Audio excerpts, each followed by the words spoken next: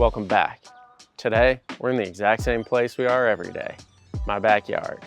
And this right here, this is a loquat tree.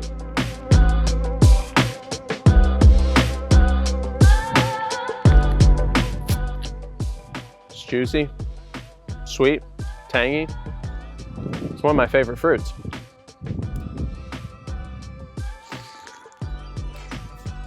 Oh yeah, it's good stuff.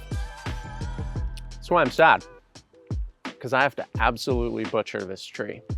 It's got a bacterial infection called Blight. Because I didn't know any better, it's been spreading on this tree for probably 3 years. Upon closer inspection of the tree, I noticed that it's really taken over. And luckily so far I haven't noticed anywhere that it's gotten into the main trunk, but there are some pretty thick branches on this thing that are way too close to signs of infection. Now I think this tree is going to respond and bounce back. It's really mature, but you never really know. For now I'm going to harvest and enjoy what may be the last fruit I get from this tree.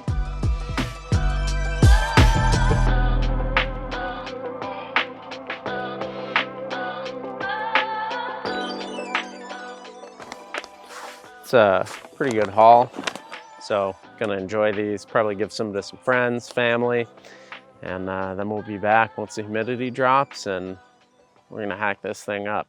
See you then. So I got my Sawzall, I got some alcohol. We're gonna dip it in after every single cut so we can limit the spread of the blight, and we're gonna start taking this thing down from the top. In case you're unfamiliar with blight, it is a bacterial infection that mainly affects the Rosacea family of plants, and some of the most common symptoms are really easy to see. Right here you've got a classic burnt look. It looks like this twig was set on fire at some point. There it looks even more aggressive. Some other common signs are the shepherd's crook at the end of a dead branch, as well as groups of wilted leaves and dead fruit staying on the edge of the branches and not falling off.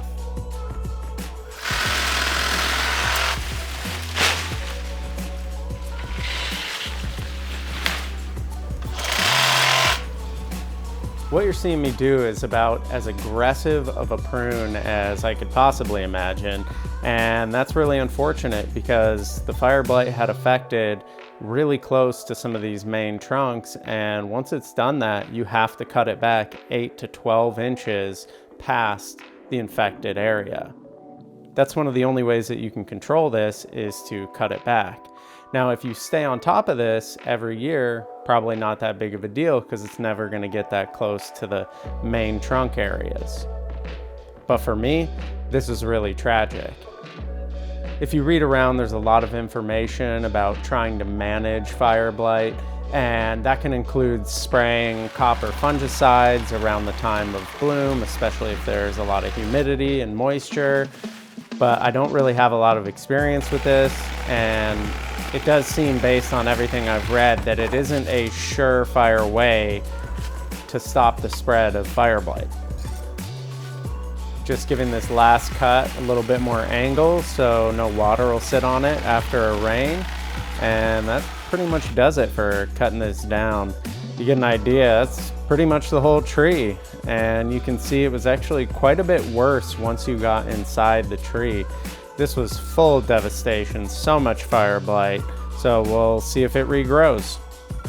It's been about 3.5 months since I hacked away at this thing, and it's actually come back to life pretty good. There's a ton of new growth on here. It looks pretty healthy and like it's definitely going to survive. Unfortunately, I've come to the conclusion it's time to get rid of it. It's just going to look hacked away at. There's no guarantee that the blight's not going to come back. And I want to reorganize my backyard. I want to make this a 2-tree area so things are spaced a little better. I can landscape the area a little nicer. And I think we just would use avocados quite a bit more. So unfortunately, I'm gonna get rid of it, and it's sad, but new beginnings, you know? If you've got a loquat tree or you're thinking about getting one, which by the way, I totally recommend, watch out for the blight. it's going to kill your tree, but if you catch it early, you get rid of the parts that are affected, it should be fine. And you won't end up with a situation like I've got here. Learn from my mistakes.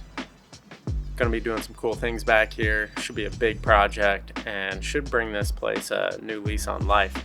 So that's pretty exciting and I can't wait to do it. See you then.